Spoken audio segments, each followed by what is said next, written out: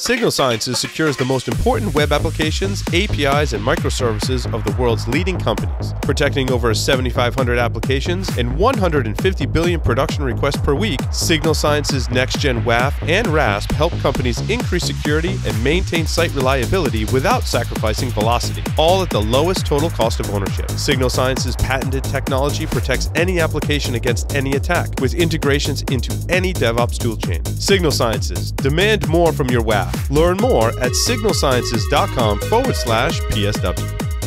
Domain tools help security analysts turn threat data into threat intelligence. They take indicators from your network, including domains and IP addresses, and connect them with nearly every active domain on the internet. Those connections drive risk assessments, help profile attackers, guide online fraud investigations, and map cyber activity to attacker infrastructure. Fortune 1000 companies, global government agencies, and leading security solutions vendors use the Domain Tools platform as a critical ingredient in their threat investigations and proactive defenses. For more information, visit securityweekly.com/domain tools. Welcome back, everyone, to Paul's Security Weekly. This is the security news for this week. The security nudes? You always think I'm going to say nudes, don't you? Someday I just might. Larry, just wait for it. I'm so hoping. Wait for it. I don't think you really want to see the security nudes. I guess it's like hacking naked or hacking without a firewall, right? It depends on your definition, right? It all depends on your definition. For the record, I did add stories to the show notes for those of you who didn't. Sweet. There's nothing wrong with hacking naked. And No. for the record, I did not, because I'm lazy. You did not hack naked? At least you're honest. Oh. I did not add. Well, you I'm guys lazy already too. grabbed the news stories that I was going to put up there. So That happens. That's legit. That's legit. Too legit. To quit. Actually, I've got an excuse. A little hurricane come visited the state, kept me busy this blah afternoon. blah blah. I'm kind of interested in this story that reads: hackers breach a web hosting provider for a second time in the past year. I don't know how many times a year we see multiple. Well, I guess we do. I guess it's really not news. You know what? Never mind. Next story. Next.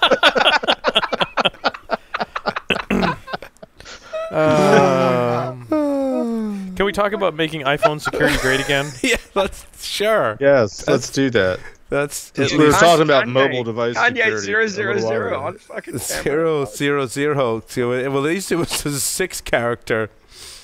That's right. He was going for length, not strength, baby. I don't understand how it was shown. Someone grabbed a picture or a video of it. It's on video. It's a video. It's a video. Yeah, it's a video. That is in fact a video. And when he was meeting with President Trump, yeah, he was totally caught. And yeah, let's focus on the iPhone and not the shit show that was Kanye West in the Oval Office. I don't know why he was there. I guess it doesn't matter for the story. I guess not. No, I mean, I don't know. Eazy-E visited the White House. I found researching my talk for DerbyCon, you come across stuff like that. But anyway, You came across Eazy-E. Wow. well, Did you at least wipe it off? The story. Next story. Next. I thought that was Bloomberg. I thought that was Next. going to be more interesting than it really was. Oops. Damn That's it! what she said. I gotta tell you, at least he had a 6-character passcode. He did. Yeah, I suppose that's good. Which will take me all of nothing to crack because it's the first one in the dictionary. Yeah, I was gonna say, like, what are you been smoking? No, don't now, ask that. Hold on. Have you seen Kanye's latest video? Like, whatever drugs he's on, I could use them sometimes too, okay? Wait, videos are still a thing? This in particular, we'll show it to you after the show, Larry. Oh. It was, yeah. I snort coke It's bizarre. so I can work longer hours. Bizarre. No, it's So just bizarre, dude. I can't even. Is there any news this week? Yes. Yeah, Google Plus suffered a breach, and users were upset because they lost. Which ones? Yeah, which ones? Both of them. Both of them. Right. Fuck, next story. God damn it! That concludes the security news for this week. Thank you, everyone, for Do tuning you have any in. good stories at all? No. We've been saying that for the last 16 years. we do have one, and that's the DerbyCon videos. Ooh, Yes. yes. I did get something right. I mean, you couldn't go wrong with the entire archive of talks from DerbyCon, which I wanted. True. I wanted to attend every single one. I didn't get to attend any of them except for my own. That's why they videotape them. Yeah. And they videotape them. I got to go to one talk this year. What did you go to? Yours. Oh. Oh, if it didn't come to mind, I see how it is. Yeah. Well. You know, there's somebody that signs my checks and there's somebody that doesn't. And that was, you know, I'm kidding. I'm totally that kidding. was the only time that I got iced. Was right Really? before my talk. Really? I don't know how Did anybody see my countermeasures? By the way, I had countermeasures. You did. Yeah. Oh, I think the reason I didn't get iced is because everyone was too busy icing Sam. No, that was just me. That was just me. That was just, That was just me. I'll send you a check in the mail.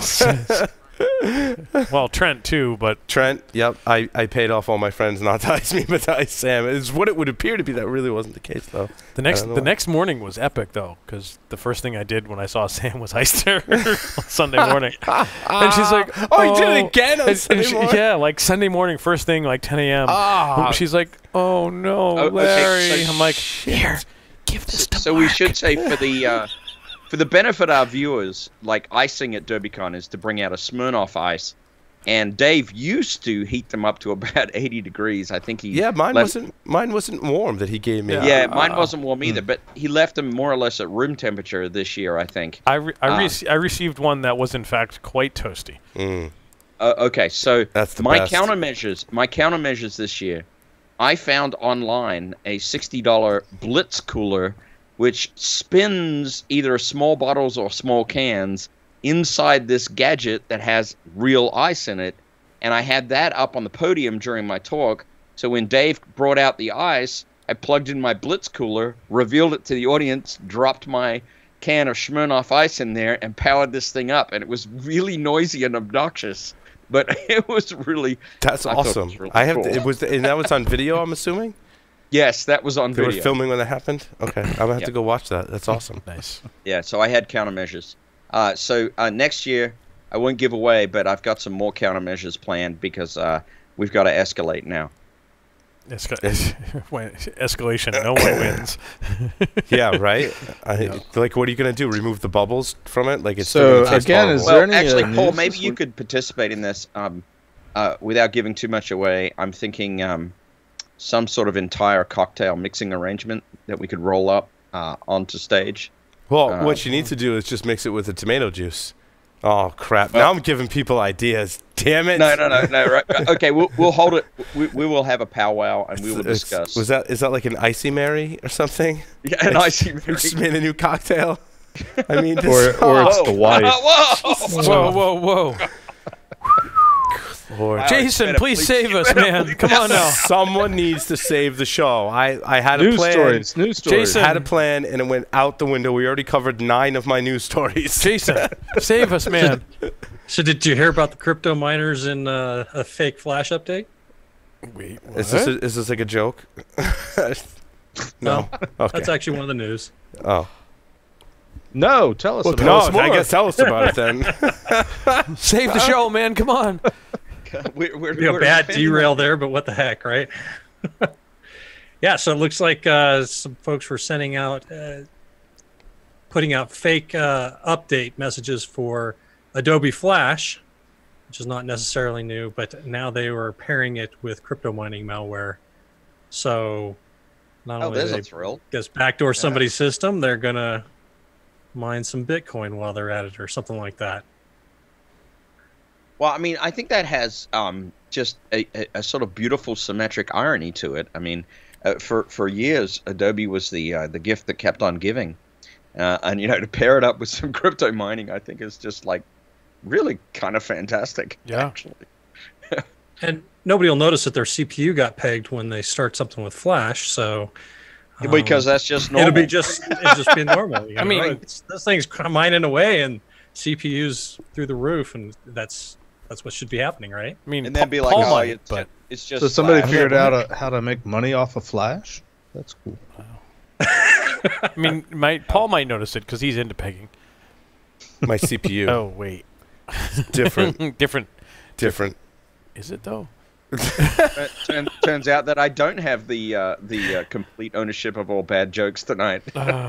Nope. Oh, thanks. Thanks, Jason. That's go around, I'm sure. They've got some in the show notes. Well, There's got the article here. They do have some information about the domain that was being connected to, TCP port that was being used. So, and potentially some information that might be useful for a little while until they change what they're doing. Hey, did you see my other story about a security warning? Attackers are using these 5 hacking tools to target you. No. Did you know they're using remote access Trojans, web shells, Mimikatz, PowerShell Empire, and C2 obfuscation tools? What? No Case way. anyone- No. Okay, I No mean, I way. know it's shocking, right? No freaking way. I just don't believe it. Wow, that was a terrible story. You too. fucking ruined the internet for me, Paul. I know. God damn it, right? again. I actually put that in there just to poke fun at it because thought it was so the internet ridiculous. was full of like fluffy bunnies and kitties and things. I'm so sad. Well, now. apparently it's full of CCTV devices, about 9 million that are open to the public for viewing. Wait, that's not, I've noticed that. that's not really news either. No. Is it? Because You know, if it's we've Mirai evolved this or much, IoT. we might as well talk about Bloomberg. I mean, Yes. come on, What's up Bloomberg? your- Yes, up we your need What's the game. Bloomberg? We need to talk about Bloomberg because Oh, there was a story that they ran that people are calling into question or something, right? yeah. So well, actually, they ran two stories. Jeff, did you want to talk about the first one? No, Yeah, come I on, just No, I'm he just just wants trying us to move to try us and talk along. about it. Oh. So the first Bloomberg story was along the lines of that China has had backdoors into hardware for a long time, which absolutely is conceivable. But as part of that Bloomberg story, I didn't actually read the original Bloomberg story. I sort of saw what blew up about it afterwards. But one of the things in the article that they said that China has because in many cases they're in the supply chain and you can't trust your supply chain, that one of the chips that they were putting in line that they showed a picture of, which was like super tiny, was this covert traffic capture and be able to offload to somewhere else, something or other. And it was their backdoor in the hardware. And the picture they showed was actually of a commodity like multiplexer chip, which is in fucking everything. So everybody was tearing apart their stuff and saying that, oh my god, I've got a Chinese backdoor in my thing but it's just some commodity chip. So Is that what they do, Larry? They jump up and down and go, "Oh my god, I got a Chinese backdoor in my thing." actually they got their thing in a Chinese backdoor. Wait, what? What? I'm confused. Yeah, I'm confused Paul, too. can you talk to us about your Chinese backdoor? I can't. It's classified. Good answer. He's got a classified Chinese backdoor. Good idea. But so that was the first one with Bloomberg. They lost a lot of credibility over it. But the second story that I noticed that they had published was that they actually have. Oh, and with that particular one, that a group of folks said that yes, no, this isn't true. Like folks like Apple, and now they've actually reversed what they've said and said, yeah, absolutely. We have discovered that there were some modifications by the suppliers in some of the hardware that could have gathered data. And there was at least a confirmed, according a very large telecom in the U.S. Has confirmed that they have found backdoors in the hardware, and that they are saying that those hardwares were contained within the connector for the Ethernet jack in multiple devices. Interesting. I'm like, So this actually, this is more recently becoming public knowledge, but I think this has been has been knowledge in the defense community for some time.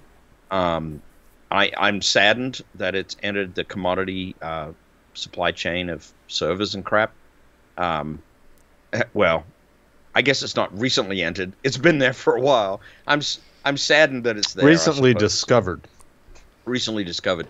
And I probably have some of that hardware right here in my office, so I'm going to start running some traffic checks because I should.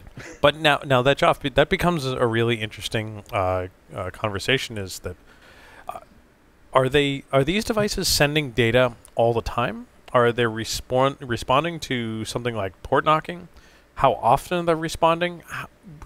If you think about the volume of data through some of these things, what's the actual volume that is either the port knock or the data that's being sent, given that we may have very small samples?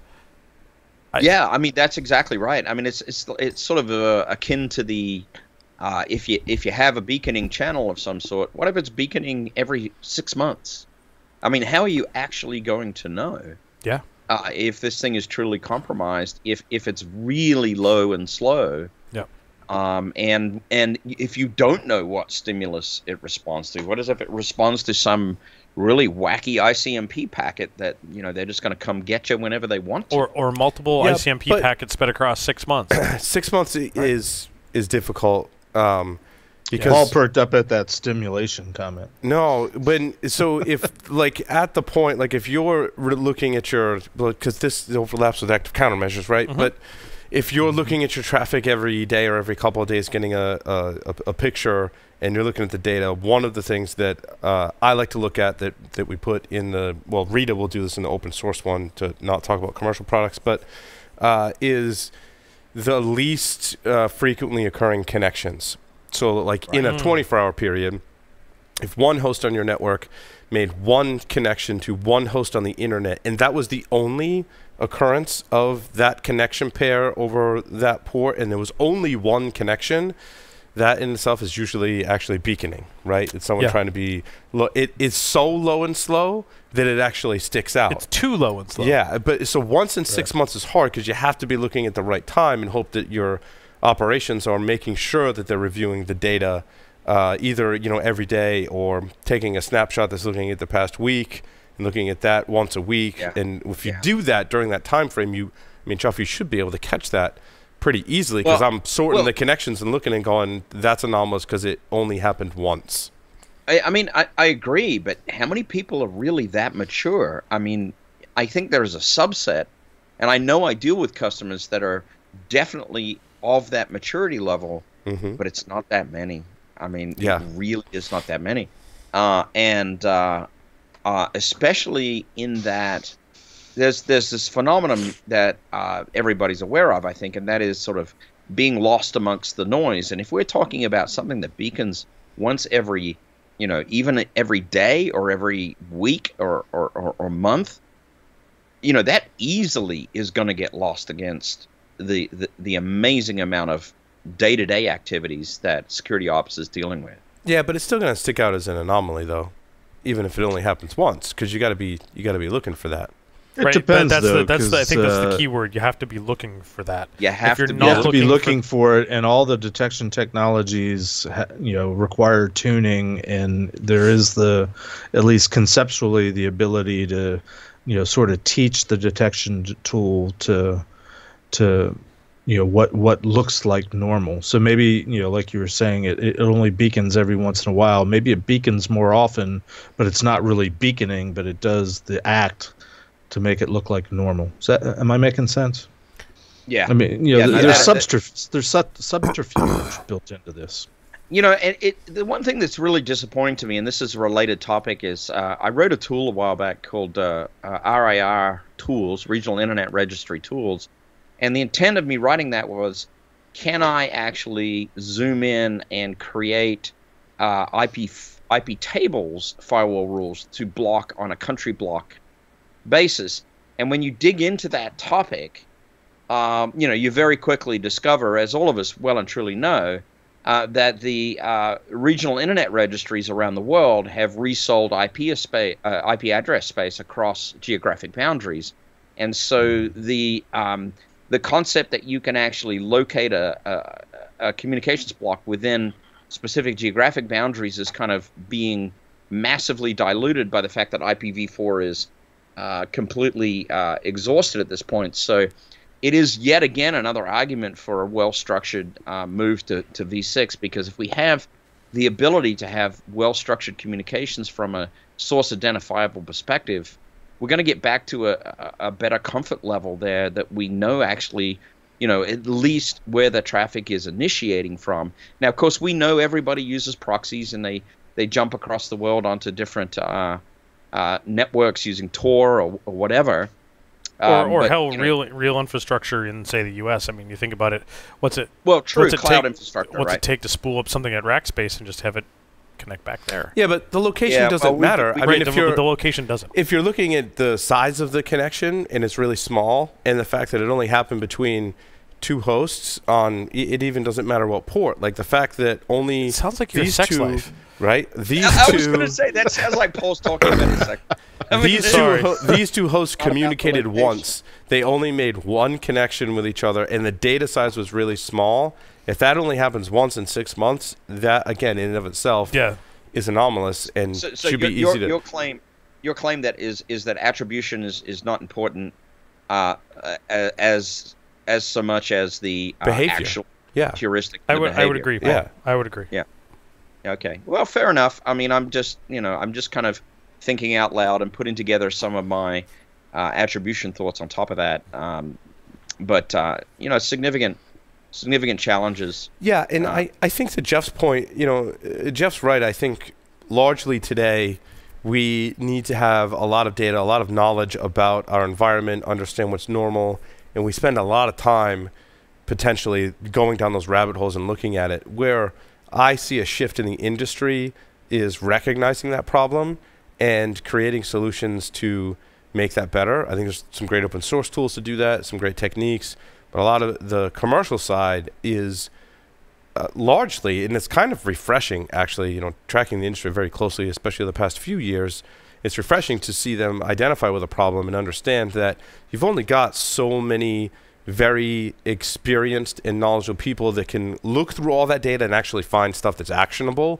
How do we get that same process in the hands of your help desk, of your entry-level SOC folks, so that they can take care of that operate? And I tell you what, there's a lot of solutions I'm pretty excited about because they're tackling that problem. Now, whether or not they can actually do it or they're just saying that they can do it are two different things, right? Which is why we talk to customers, we get demos, we talk to analysts, where there's a lot of ways which we evaluate, who we're going to partner with. But I'm excited about that, Jeff, because I think that the industry is starting to recognize that problem you brought up. I would prefer, and I'm hoping that we can normalize on this. I would prefer that we, as a podcast, webcast, stop calling these things solutions and call them tools, because there are no solutions. There's only tools. Yeah, I think, I don't know, language-wise, I think it's a valid point. I think I use the word solution to not say product. I don't know, because I think it sounds better. Might be the only reason. I thought he was calling us a tool. I mean, my thought is might that be Paul runs a network. He can call it whatever the hell he wants.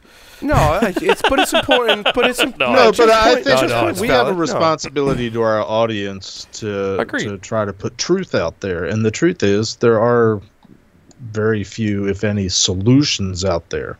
And I think one of the problems that we as an industry have is we perpetuate this notion. I've been to too many trade shows lately, I apologize, but this notion that there's solutions. Every time I hear the word solution, I just kind of die a little. Jeff, no, I'm grokking what Jeff is saying, because the solution to your security problem is not 100% solved by the actual tool or product or whatever you're putting in the network, right? You can't just drop something in. There's people that need to use it. There's I want the machine that goes ping. Yeah, but there's processes that have to be in place. I mean, even if you've got some of the newer products that are on the market that are talking about security orchestration, automation, and response, you still need people, you still need a process, you still need to define policies, and that I think is a much better depiction of a solution. Is that am I getting that right, Jeff? In your opinion? Yeah. Yes. No, I know what you're getting at. And you're killing me. I don't mean to harp on that, but I think we do everybody a disservice if we perpetuate what the marketing side of the world does in terms of just throwing these terms around. Yeah, and we talk about that a lot on Enterprise Security Weekly, and we're certainly not afraid to call people out that, we can clearly tell, just throwing a lot of marketing words in it, and we're like, I don't know what that means. Sorry, I don't know what that means. And oftentimes we hear from those companies, and we reach out to a lot of companies, a very small percentage we don't get to meet with for whatever reason, and I won't ever knock them publicly. I shouldn't say ever, but I don't knock them publicly because you don't know what's going on. They could be getting acquired, going public, pivoting to something different, and they don't want the world to know yet, and that's cool. But certainly we need to be able to evaluate all of these products. Again, Jeff, I like that we've identified that solution is probably not the correct word for what people are selling. Even the really good ones that could be almost in that bucket of solutions still require policies and process and knowing where your data lives and all those other things, which tools help you with those tasks. But the solution is the all-encompassing people, process, and technology. But, I want to jump what in. You're implying is, yes, security is a lot to do with processes and procedures, and people are involved. And what we're not saying, and what I would like us to say is, you have to have some clue of what you're about. The idea that security is a state. Well, if I just have all these different products and the different point solutions and all the blinky lights are the right color, we're good. I can sit back and relax and stop worrying about it. That ultimately is going to cause failures. Whereas if people are educated to know that there's processes involved, but there's also, what are you trying to protect? What's the end game? What are you trying to do in terms of security? A lot of companies don't do that because they go to the experts, and the experts unfortunately are vendors, and vendors are advising them, but it's loosely wrapped in a sales pitch, and ultimately the solution is to buy whatever they're selling. And not to say that there's not good stuff out there that people need to buy and acquire and need to have as part of their program, but again, we do everybody a disservice if we continue the misinformation, whether it's deliberate or not. Joff? Oh, well, what I was trying to jump Go ahead, call me out, Joff.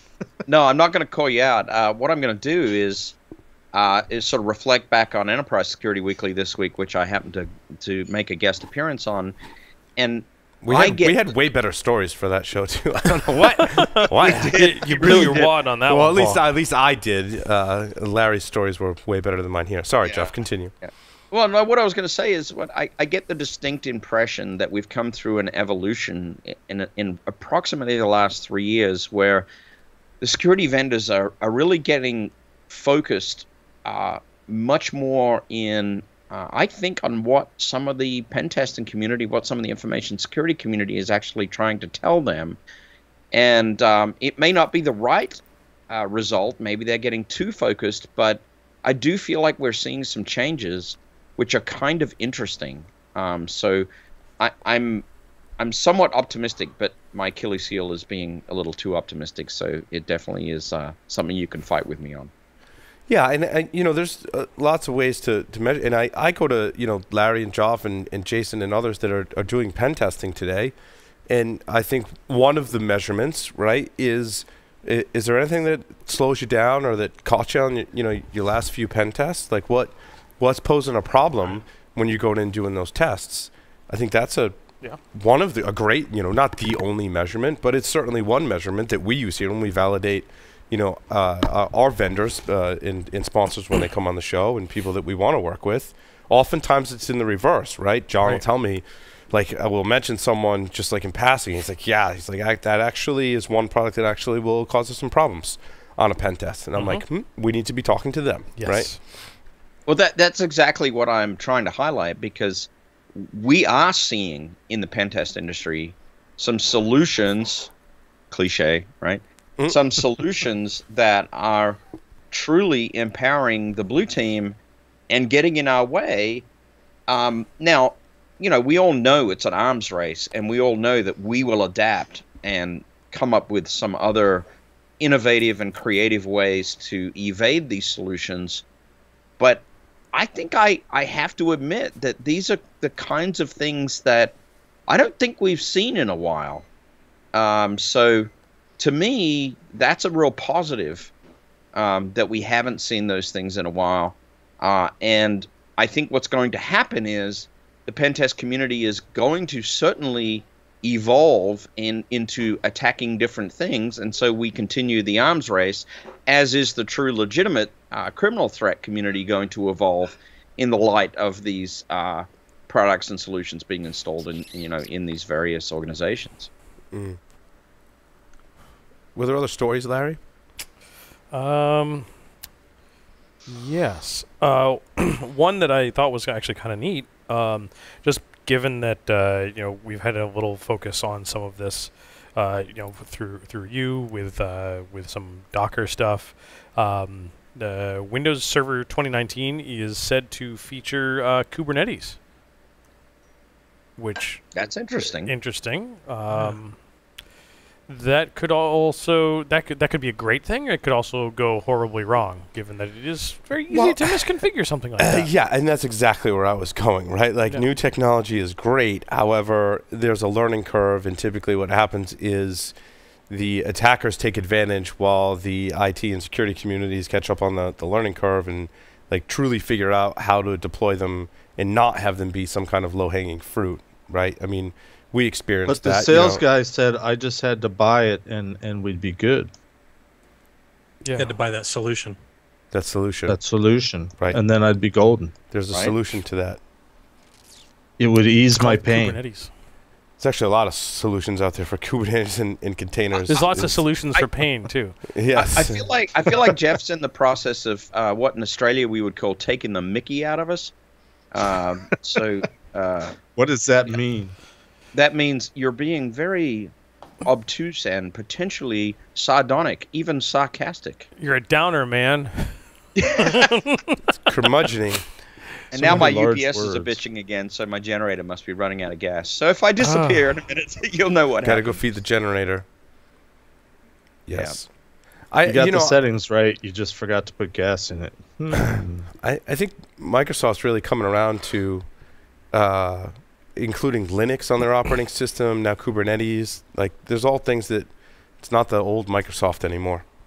That's what's amazing to me. Nope. And I think, Jason, I think that this is actually a good thing, as when the newer technology is now available in Windows, I think it means more people hopefully will learn it and want to use it, and it'll raise the skill level up, right? Linux subsystem on Windows? Yep. Yeah, I remember complaining when I was even very new in not security, but technology in general, as I was doing some Microsoft training. And that training, everything was done by Microsoft. I remember sitting through classes and they're describing routers and firewalls, and all of it was implemented using Microsoft Windows, and all of the solutions, or all of the ways we did things, came out of Microsoft in their training. And now to see them building in things that weren't invented there is really wild to see. And yeah, I think it's positive, because it gets that ecosystem looking out of just from one vendor at other products and learning about things that work on other systems and how they interact with each other. So I think that's awesome to see. I saw Joff get up and run away, and I was expecting for the lights to go dark. Right. Well, actually, what happened is the wife turned on the rice maker and the microwave at the same time, and my generator was like. So, there's pluses and minuses of having backup power. Oh, I thought you were going to say there were pluses and minuses to having a wife. Good Lord. Well, she is cooking him his dinner. Yeah, this is true. Comment. Okay, no comment. I think the pluses outweigh the minuses. Yeah. Unless you're talking about voltage in this case, and you want them to be equal. She sucked my voltage down. Wow. Joff is just... Wow. Man. Wow. So my UPS has started bitching like, what the fuck? Speaking of bitching, there was a story that was given to me today from NextGov. Survey. Most feds could steal government data if they wanted to. Also in the department of, insider threats are a thing, department. Yeah. More than 80% of federal tech workers said it would be easy to steal data from their agencies. Oh, my. And 39% said they'd be potentially make off with sensitive information if they were angry enough with their employer. Yep. Okay, that's comfortable. Not at all. But I've got a solution for that. Oh God, here he goes. He's being sardonic again. Just somebody give him. I was being sardonic. I don't know what it means, but that's what I was being. What's your solution? I was Well, just I being think sex normally works. It's called Observe It. They're actually a sponsor on the other show. They actually have a really good solution for that.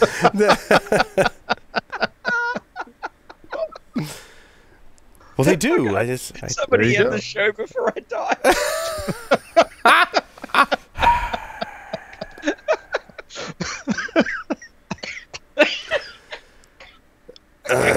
You all right, Josh? We've lost him. He had to mute. I think I'll be all right. Just give me a moment. That was Joff. Have you looked into SD-WAN technologies? I looked into SD-WAN. Have I powered my SD-WAN? I can't say that I have. So what is this story on SD-WAN? Harvester Storm, huh? Yeah. So anyway, next story. Dude, you're in a fucking roll today. Wow, what is That's just going to be the title for this episode. Next story. Security Weekly Lame Story Week. Next story. Oh, hey, my story number 12. Hey, we don't make the news. We just report it. Story number 12. U.S. weapons systems can be easily hacked. Where's Lee? Larry's already yawning. God damn Next story. Next story. Tell us something we don't know. There was network time. 8-inch floppies. There was network time protocol bugs on Juniper operating systems. Oh, what was this one about? I don't know. Network time. Next story. Yeah. That's my goal. I'm just going to add 30 stories every week, and I'm just going to read the headline, and I'm just going to say next story. And you don't even. People are going to love it. And you don't even have the story about some crazy dude in Florida. I don't. Next story. I don't. My crazy story was the Kanye story, and we covered that in 27 seconds. Damn it. Hey, Larry, don't talk about our employees like that, man. That's not cool. Oh shit. I don't know. There was NTP bugs. Make it stop. Anyway. Let's just make it stop. Jason, how about Chinese intelligence officer? Yeah, I thought this was a little bit interesting. Next story. Just from kidding. Keep going. Never mind. I'm out. Keep going. The idea behind this story was just that the U.S. has arrested and extradited what was his position? I think it's about to be bent over. Director of the Ministry of State Security. Missionary. Anyhow, there's some question as to whether this is going to lead to more attacks from China. Stop laughing, Joff. Settle down. Settle down. You heard the man. Settle down. You all right over there, man? Wow. Now we know who was taking bong rips before the show. In a sentence. It's Paul's fault. It's not I was containing myself until you were just laughing so hard at that terrible joke. I blame Mike Poor. Jason, tell your story again, man. Just do it. Oh, shit. He's crying over there. If you guys see this on the video, it's incredible. And the best part is Jeff's actually laughing. I know, we don't see that. We don't see that once every leap year. Oh, man. What are we doing here? I don't know. Next story. Yeah, next story. Screw it. Somebody call this thing. Time of death. Oh, shit. Take us out, please. Next story. With that, over and next story. Out. Next story. Out.